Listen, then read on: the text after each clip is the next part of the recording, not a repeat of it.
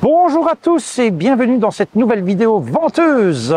Bonjour à tous. J'essaie évidemment de trouver des endroits un petit peu plus sympathiques, un intérieur d'appartement, que ce soit le mien que je n'ai pas encore ou celui de Sonia. Bon, il se fait que c'est un temps d'automne hein, aujourd'hui, comme vous le constatez. Vous n'entendrez probablement pas le vent dans les micros, puisqu'il y a le chat mort, hein, le Dead Cat dessus. Mais je peux faire le vent, hein. Ouh, fou. Oh là là, au secours. Voilà qu'il se met à pleuvoir, évidemment, pour nous ennuyer. L'appareil photo va être mouillé, bon, j'espère pas de trop. Mais si vraiment ça pleut de trop, on va devoir stopper.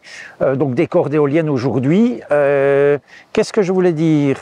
Vous remercier encore tous chaleureusement pour vos gentils commentaires, vos bienveillants commentaires sur la vidéo précédente et encore celle d'avant, dans laquelle j'annonçais la fin de ma vie en van. Et moi, je voulais vous remercier également, tous et toutes, pour les gentils commentaires de soutien pour mes problèmes de santé. Je me remets tout doucement. Oui, tout doucement, hein, vraiment. Vraiment, j'ai pas encore repris vraiment la voiture. Je commence à bouger. Vaut peut-être mieux parce qu'en fait, je vous avoue, bon, c'est une grosse opération. Merci bien à tous. Alors, ici, dans les derniers mois, j'ai un petit peu délaissé des abonnés qui me suivent et qui ont leur propre chaîne YouTube. Voilà, c'est pas de mauvaise part et bien évidemment, comme vous vous en doutez, c'est que j'ai été vraiment extrêmement pris par mon travail, par ma formation de conducteur d'autocar, évidemment. Voilà, ça m'a pris énormément de temps. Mon travail actuel me prend aussi énormément de temps, pas vrai? Oui, enfin, c'est ce qu'il dit, quoi. Il part le matin, il rentre le soir. Voilà.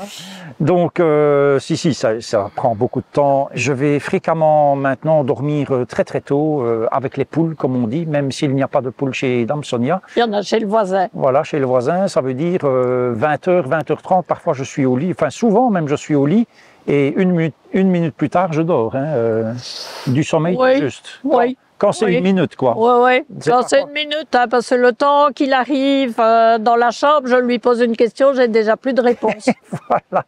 Donc c'est un travail très prenant, c'est un travail que je fais avec passion, j'aime bien. Ouais, mais voilà, j'aime bien. Donc, ce n'est pas tous les jours tout rose, bien évidemment. C'est pareil dans tous les métiers. Et voilà, c'est comme ça. Mais je fais mon travail avec passion. Je l'adore. J'ai toujours aimé tout ce que je faisais dans ma vie. C'est pas aujourd'hui que ça va changer, même si parfois c'est un petit peu compliqué au niveau des journées. Donc voilà, je n'ai pas pu voir les dernières vidéos de Jean-Louis, Dan Vanenbike. Allez voir sa chaîne YouTube, je vais mettre le lien ici au-dessus de l'écran. La chaîne de Christian, Happy Family Travel, si je ne m'abuse. Voilà, et plein d'autres à qui j'ai répondu en retard où j'ai pas été voir les dernières vidéos. Je pense à Guillaume qui fait de l'ULM. Voilà, ne m'en veuillez pas. C'est pas de mauvaise part, mais j'ai vraiment pas eu le temps et j'ai encore très peu de temps maintenant. Mais merci à tous pour votre fidélité, ceux que je viens de citer, Michel, avec lequel je discute régulièrement. Salut Michel! Avec lequel je discute régulièrement par message audio Instagram, voilà. Voilà, mais vraiment, merci à tout le monde. Je peux pas citer tout le monde. Parce que ça prendrait vraiment beaucoup de temps, mais en tout cas... un coucou à Nico. Un coucou à Nico. À Muriel, à Raquel. Actuellement, allez voir son mur Instagram, Bricon Nico Maker, Switzerland, je pense qu'il a rajouté derrière. Ouais. Et il est pour le moment dans le désert des Bardenas, en Espagne, au lieu de la van life. Et il est parti à moto, lui, avec son ami José. Bonjour à Nico, bonjour à José, et bonjour à la Suisse, puisque j'ai quelques abonnés suisses. La suite de cette vidéo... Ah oui, on m'a demandé si je reprendrais un van dans le futur. Alors, je n'ai aucun regret d'avoir revendu le van, mais vraiment aucun. Hein. Je dirais presque que c'est un soulagement. Le mot est un peu caricatural, mais c'est presque un soulagement. Voilà, je suis content de retourner dans un appart. Je vais avoir toutes mes affaires, je vais être à mon aise.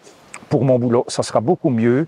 il n'est pas question pour moi d'en reprendre un. On m'a posé la question, est-ce que quand tu seras pensionné, pour moi c'est dans 7 ans, à 67 ans, est-ce que tu reprendras un camping-car, un van ou n'importe quoi de ce style-là? Non, pas du tout. Déjà, je pense que je n'en aurai pas les moyens.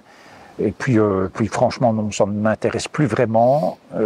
Et puis l'investissement, quand vous avez 67 ans, d'un camping-car, imaginons même que je le paye sans crédit, donc cash, c'est maintenant 70 000 euros, 60 70 000 euros, si pas plus. Ça fait déjà pas mal de vacances, d'hôtels ou de Airbnb, tout ça. Et je ne vais pas vivre jusque 100 ans. Donc, et dans 7 ans, ce sera à quel prix aussi? Oui, et dans 7 ans, ça sera à quel prix? On aura encore moins de liberté qu'avant, quand je vois maintenant que vous avez des camions de 10 tonnes qui viennent sur des aires de service. Il ne faut pas s'étonner qu'un jour, il y ait un tour de vis supplémentaire, quoi. Donc, pas question pour moi de reprendre un van. Alors, on m'a mentionné aussi, à juste titre, la camper box que j'avais fait pour le Duster précédent. Eh bien, oh surprise, cette fameuse camper box, moi j'avais pris les mesures intérieures du coffre en me disant, puisqu'elles sont au millimètre près identiques, l'ouverture du coffre doit être forcément identique. Eh bien, pas du tout que nenni, comme on dit chez nous, parce que voilà, c'est trop court. Un chouïa de chaque côté. Ouais, il manque un petit centimètre de chaque côté à peine, donc ça ne rentre pas. Ouais, 1 centimètre de chaque côté, bonnement. Donc c'est fini, ça ne rentre pas. Qu'est-ce que j'ai fait? J'ai démonté toutes les glissières pour les récupérer quand même, si jamais un jour j'en refais une. Mais de toute façon, ce qui coulissait, je peux le déposer dans le coffre du Duster actuel qui est là devant moi.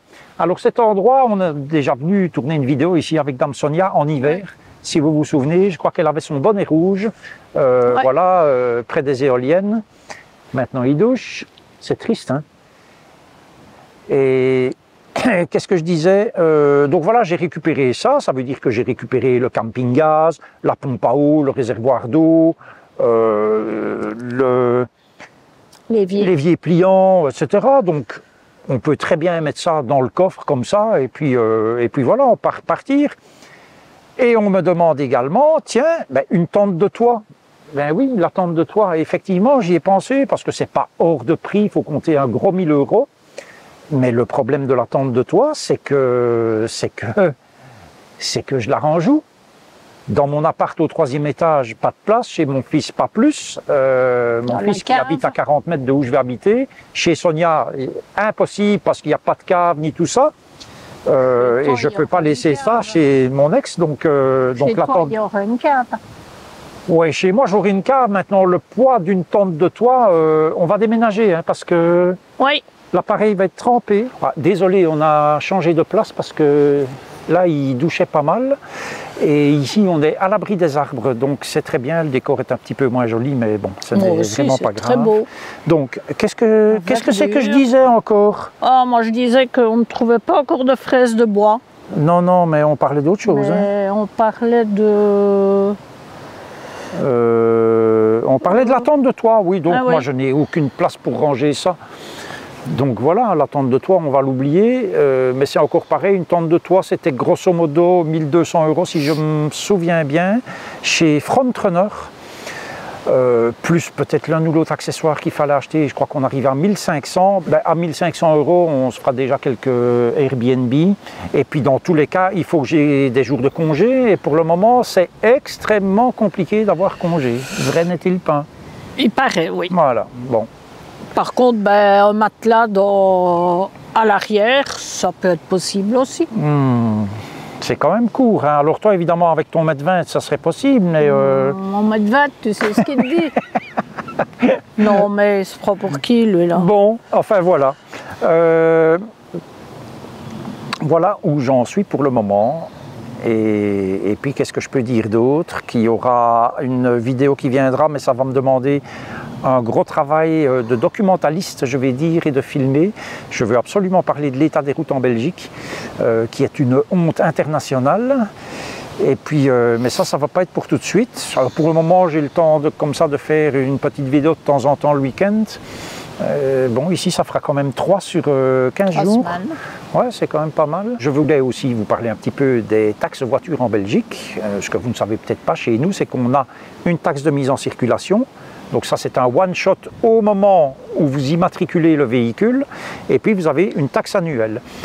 Ces taxes sont différentes suivant les régions. Donc en Flandre, par exemple, c'est beaucoup moins élevé. Probablement parce que la Flandre est beaucoup mieux gérée que la Wallonie. Il ne faut pas chercher midi à 14 h. Et vous avez par exemple sur l'achat d'un véhicule électrique en Flandre, il y a une aide de 5 000 € de la région flamande.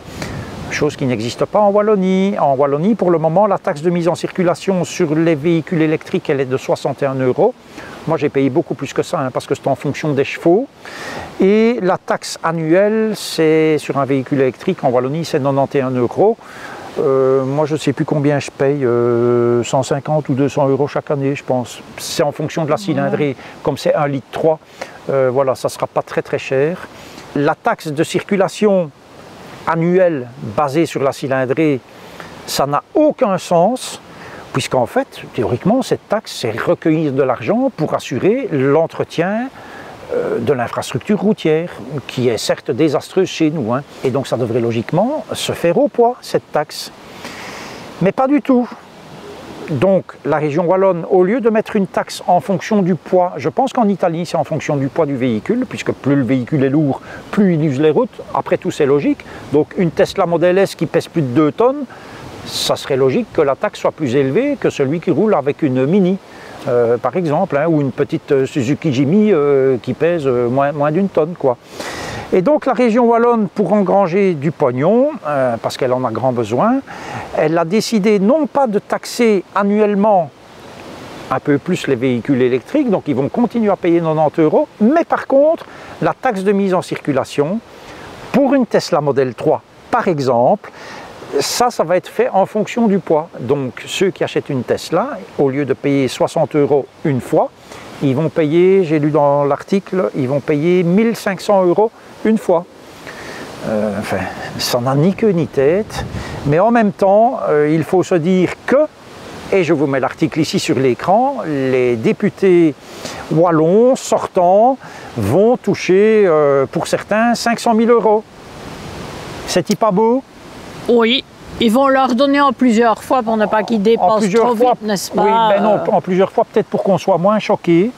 Mais voilà, tous ces gens qui vivent d'argent public depuis des décennies, qui ne foutent rien à part mettre la région par terre, eh ben, ils vont toucher le pactole, quoi. Enfin, c'est parfaitement... Ou qui cumulent certains mandats. Voilà, donc, mais c'est comme ça. Je crois que de toute façon, c'est pareil. C'est partout pareil. C'est pareil dans tous les pays dits démocratiques. En France, c'est pareil aussi, ce sont tous des profiteurs d'argent public, ni plus ni moins. Voilà, mais bon, c'est comme ça. Donc, si vous voulez acheter un véhicule électrique ami belge, je sais que ce n'est pas la majorité de mon audience les Belges, c'est surtout la France, 89% d'abonnés français. Mais pour mes amis belges, ceux qui entendent acheter un véhicule électrique, dépêchez-vous, parce qu'en 2025, la région wallonne instaure donc une taxe de mise en circulation au poids sur les véhicules électriques. Elle n'est pas belle la vie? Eh bien si. Voilà, eh bien si qu'elle dit. Eh bien si, voilà. Alors, c'est comme ça. C'est comme ça. Et donc, Et donc, pour terminer cette vidéo, j'ai retrouvé, enfin, je n'ai pas retrouvé, la maison de ma belle-mère est en vente, puisque ma belle-mère est maintenant dans un home. Je crois que je l'avais mentionné dans dans la vidéo, pas la précédente, celle d'avant. Et donc la maison est en vente, elle a été vidée, et mon fiston, en regardant dans toutes les photos, en faisant du tri, il a retrouvé des photos de son papa, c'est-à-dire moi. Enfin, je présume, en tout cas, que c'est moi le papa. Oui, on dit toujours maman sûrement, papa peut-être. Ouais, non, je plaisante. Vous ne sauriez pas vous renier. Oui, on ne saurait pas. Les chiens ne font pas des chats. Voilà, c'est vraiment mon gamin. Et il a retrouvé des photos de moi étant bébé. Alors je vous mets ça, c'est assez rigolo. Vous verrez d'ailleurs, je vous mets l'une ou l'autre photo, que j'étais très souriant. Et j'étais un gros bébé, puisque quand je suis né, je pesais 4 kg 320. Voilà, ma soeur pesait encore un peu plus, elle faisait 4 kg 440. Quand je la croise de temps en temps sur les routes. Maintenant c'est un fil de fer. C'est un fil de fer, mais voilà. Et bon, voilà, j'ai encore des vidéos dont je voudrais vous montrer quelques extraits à l'occasion de mes vacances en Bretagne, mes premières vacances en Bretagne, Saint-Paul-de-Léon, Roscoff, Carantec, Morlaix, etc. Voilà, filmés avec une caméra Nikon Super 8. Et mon papa faisait les montages de toutes ces bobines que j'ai fait scanner il y a plusieurs années maintenant. Voilà, cette vidéo est maintenant terminée. Je vous dis à la prochaine et d'ici là, portez-vous bien et prenez grand soin de vous. Salut! Salut! Et voilà.